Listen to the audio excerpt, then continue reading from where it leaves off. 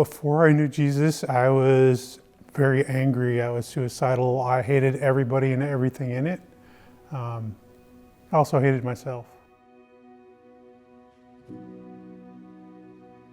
I felt God's call in my life from a very early age. At the age of 6, I would get up and I would walk to church on my own. But through different events and different traumas that happened inside the church, I sort of left the church and ran away from the church. At the age of 20, my wife had a miscarriage. And at that point, I decided if God hated me that much, I was going to hate him back. And that's where I was living my life when I surrendered my life to God.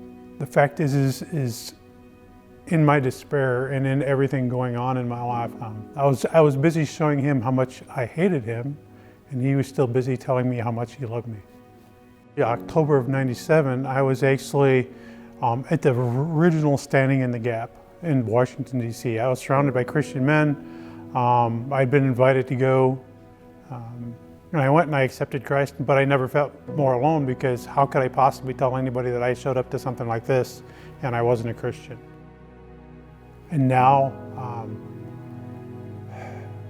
it seems arrogant to say that you love yourself, but I can actually stand to be in the same room with myself, and I can actually stand to look in the mirror and say that, you know what, he's okay.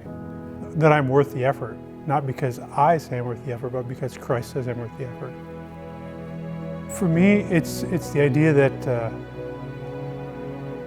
God can have us do the impossible. He can change us. He can work in us. He can love us enough so that we can love other people. And if I can love somebody else after everything I walk through, you can love someone else too.